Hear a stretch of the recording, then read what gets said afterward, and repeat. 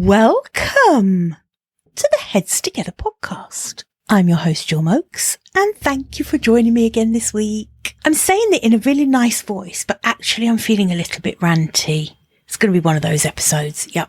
Strap in. Here we go. Not really that ranty, medium ranty.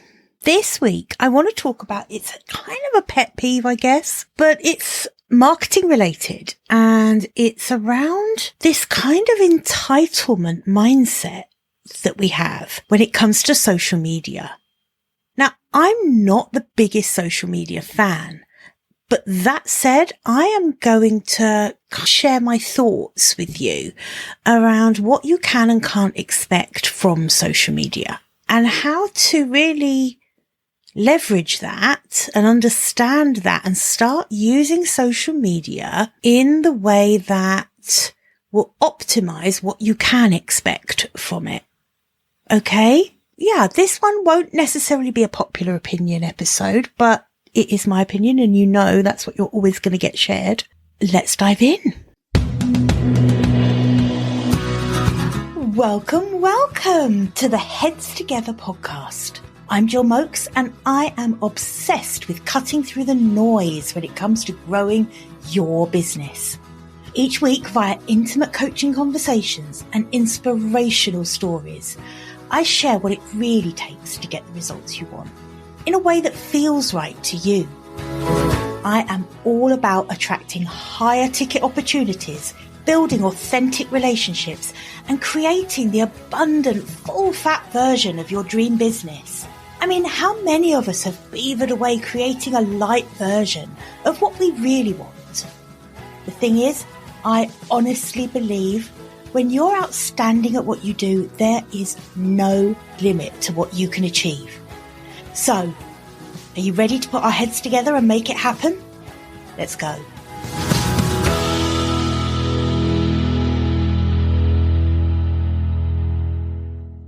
Okay, so what do I mean about this kind of entitlement mindset? Well, it's when I hear people complaining about the algorithm and complaining that, no one's getting to see my posts and just there's no engagement on this platform and that platform's absolutely useless for me. No, don't get any results on that. And there's this real kind of disappointed or almost like disgruntled feeling about it, right? I think we need to just clarify a few very, very basic things here. And the first one is that social media platforms don't owe you success. At the end of the day, they are businesses in their own right. They exist to make money for their shareholders. And so I think when we have this entitlement mindset where, it's feeling almost like Facebook owes it to me to show my stuff to other people. It really doesn't. Really doesn't. I mean, it kind of can do whatever, Facebook can do whatever it likes to optimize its own investment into the platform. And it will do that by sharing the content that is most likely to keep more eyes and ears on that platform. And that is the same for every single platform out there, right? None of those platforms exist to make us rich. They exist to make their shareholders rich.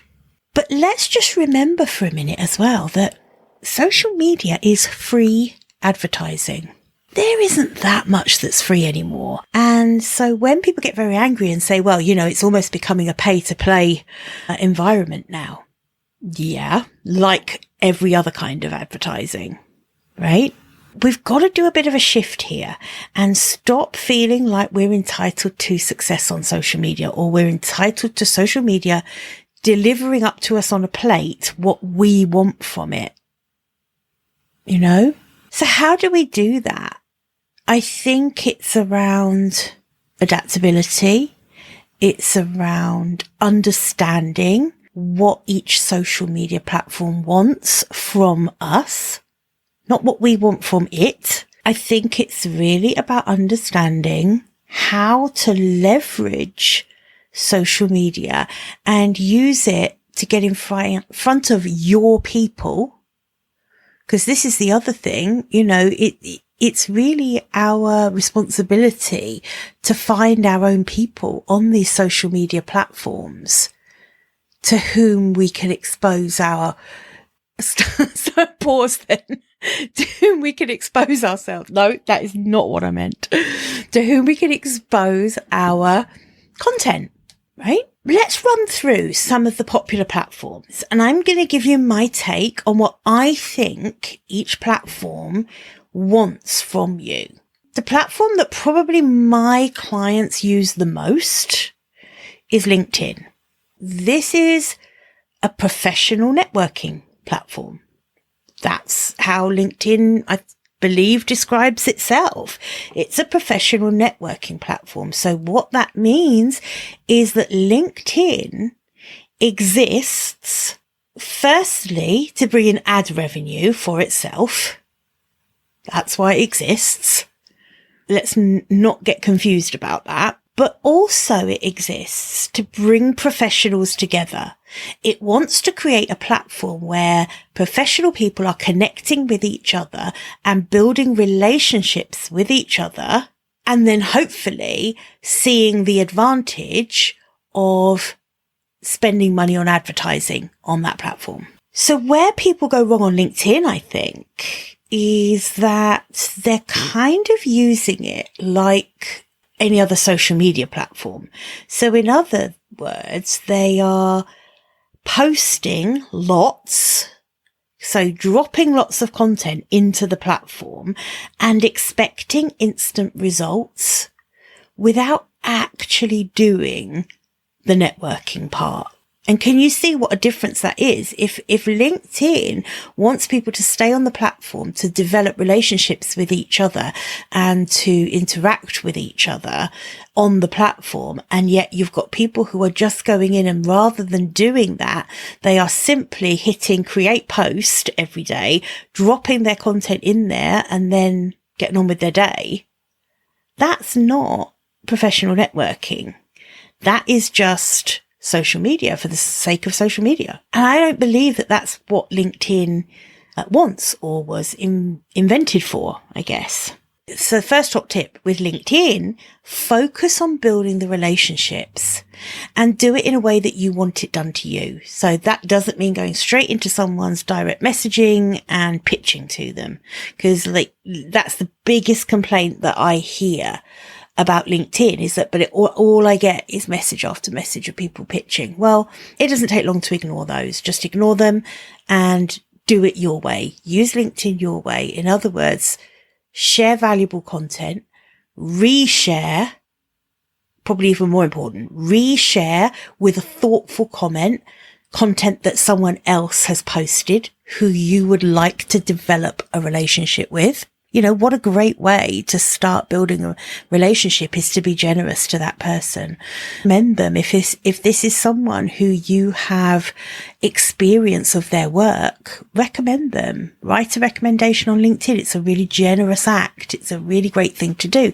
If you haven't worked with them and it would feel disingenuous to write a recommendation, how about just endorsing them?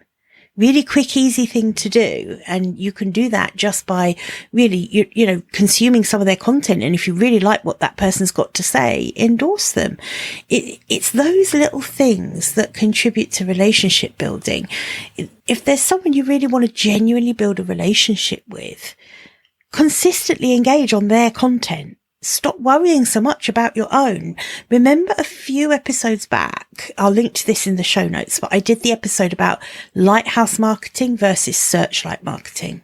For me, LinkedIn is the perfect example of searchlight marketing. LinkedIn has a great search function where you can search, by industry, by location, by job title.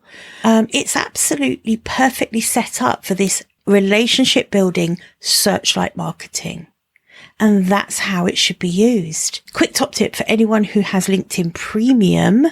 If you have LinkedIn Premium, one of the best searches you can do when you're looking to build up a pipeline of perhaps potential prospects that you may be able to turn into leads is to use the search function that allows you to filter out anyone who hasn't been active on LinkedIn within the last month. You can see how that would be really powerful. So, because you could easily build up a huge prospect list and actually half of those people haven't even posted on there for God knows how long. So yeah, top tip, useful search function in LinkedIn. So that's LinkedIn. So let's think about another platform then. Let's think about Instagram.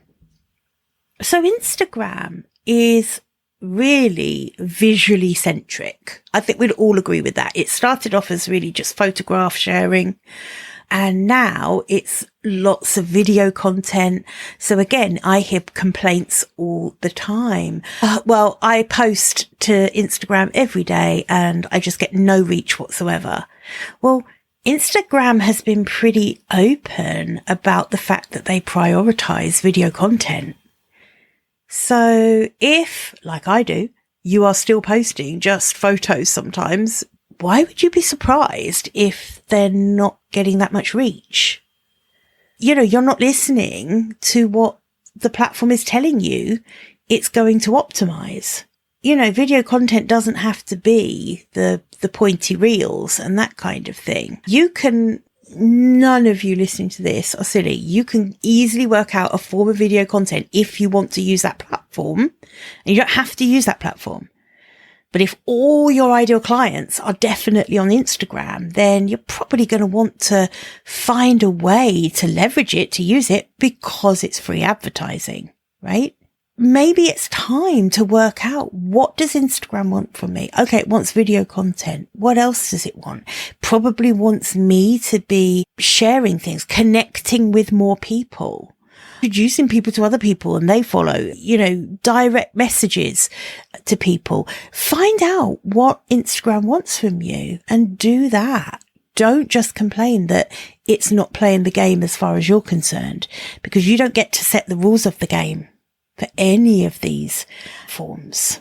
Instagram, I read something the other day that was the most common mistake businesses make using Instagram is expecting engagement without investing in high quality, consistent visual content tailored to their audience. So that is Instagram tell you, they give you the answer. That's what they expect from you. If you want to be able to take advantage of their free advertising, that's what they expect from you. Facebook. This is the one that I hear the most complaints about, right? Most. I get it, because for me, I think Facebook can be an extremely toxic place to be. If you feel that way about Facebook and yet you really believe that all your clients are on there, that's the number one platform that you want to use for leveraging this free advertising, then you need to find a way of using it that feels okay for you. And that might be that you create your own group, and maybe that's all you do. Maybe you create this group and then one by one you invite the right people to come into that group and you make it worth their while being there. And you forget all the vanity metrics around numbers and you just serve the few people that join your group at the beginning in the best way you possibly can. Right? Maybe that's what using Facebook might look like for your business. Right? Facebook is quite clear about prioritizing authentic interactions and community involvement.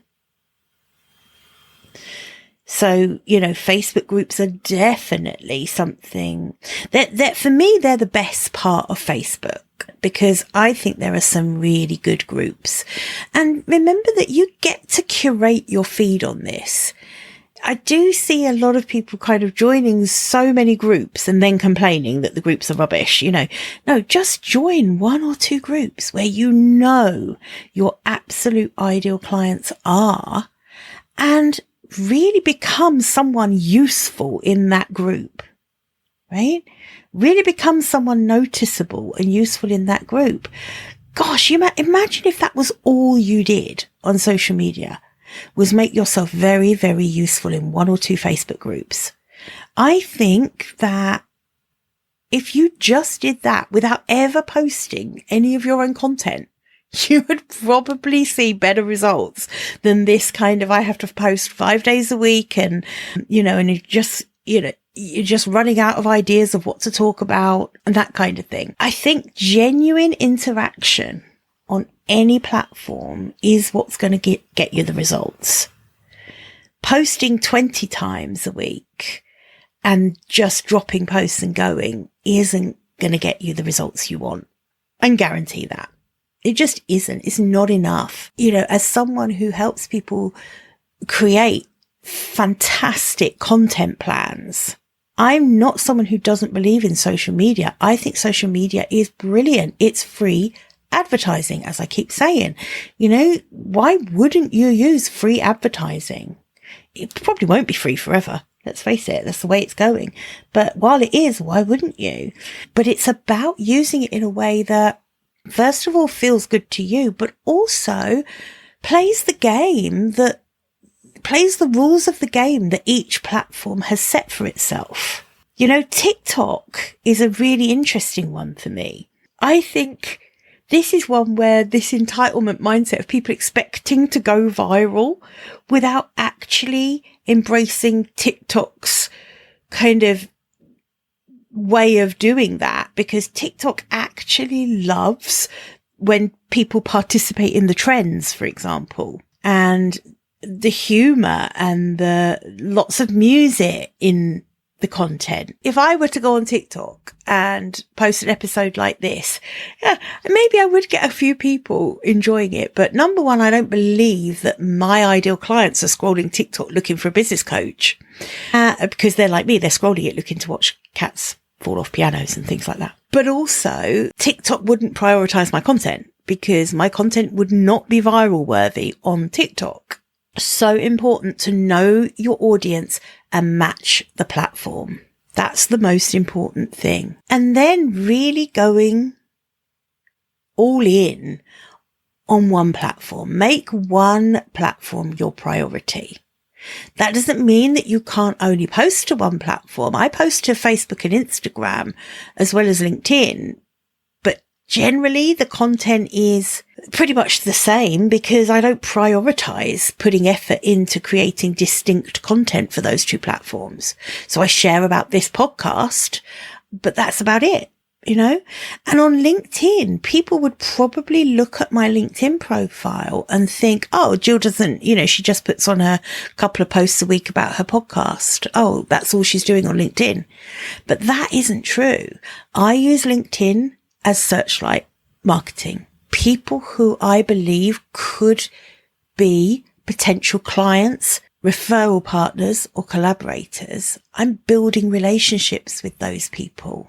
And it's authentic. It's not me trying to trick them into having a conversation with me.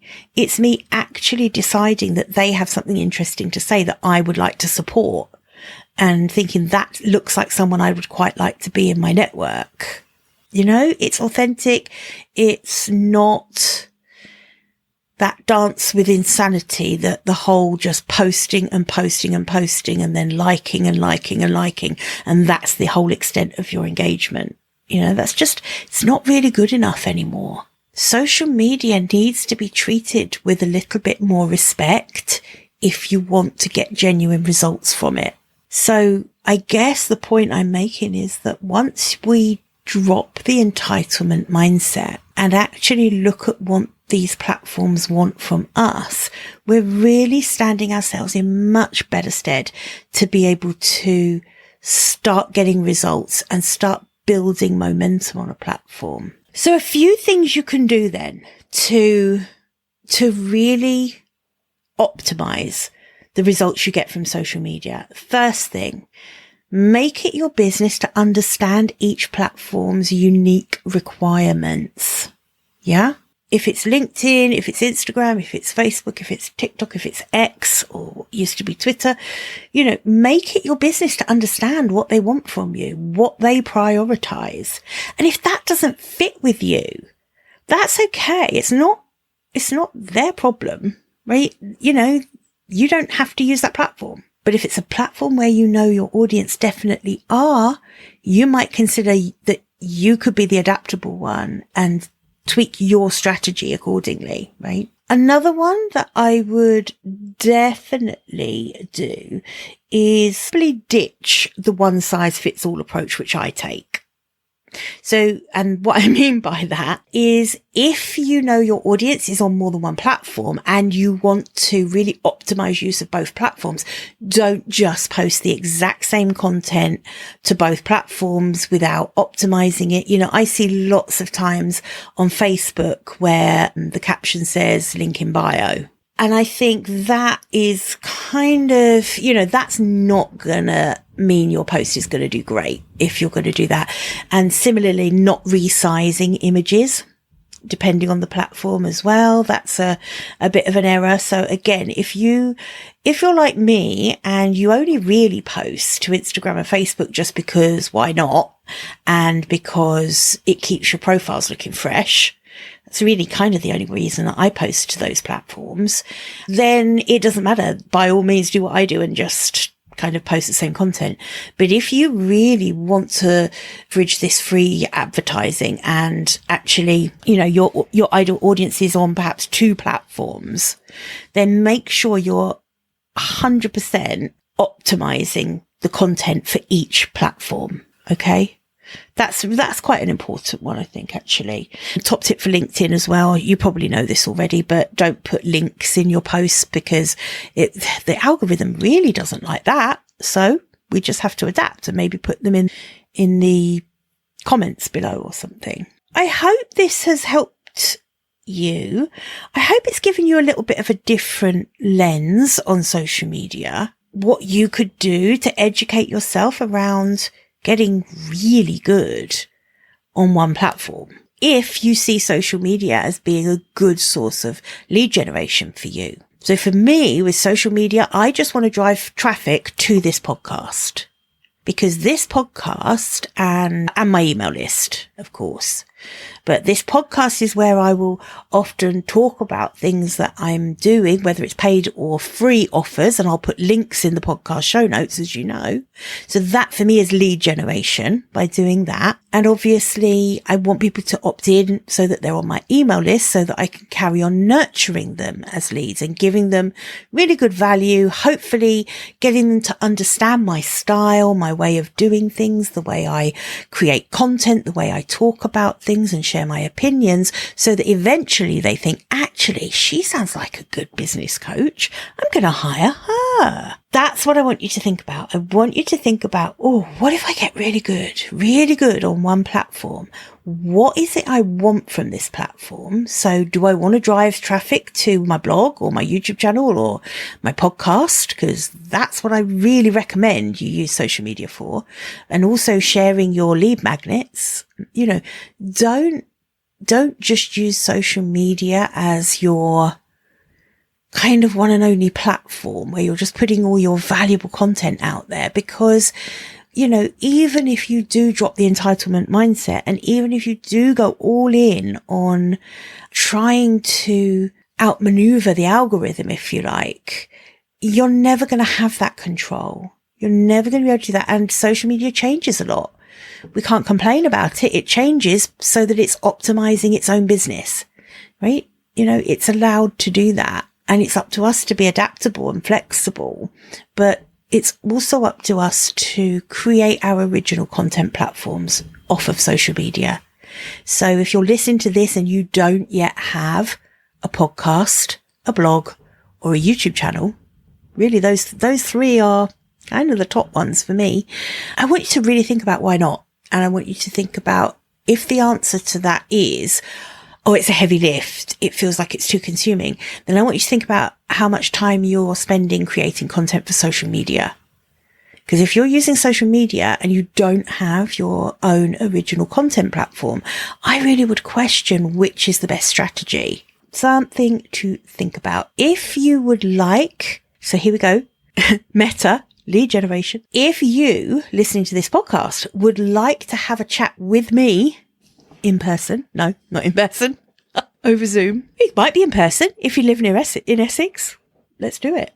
But if you'd like to have a chat with me over Zoom and get my opinion on what your strategy could look like for social media and or your own original content platform, then definitely head to the show notes and I will pop a link in where you can book a call with me. It is Jill Moakes, GILLMOAKES.com/book.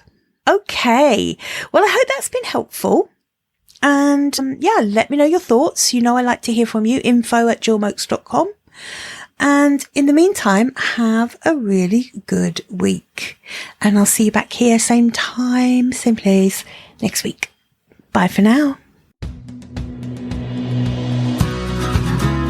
I hope you enjoyed this episode and that getting our heads together this week has filled your mind with what's possible. If you love the show, would you do me a massive favour, please? Would you leave a 5-star rating on Apple Podcasts? It would really help me put more heads together, reach more ears and expand more minds. Until next week, bye for now.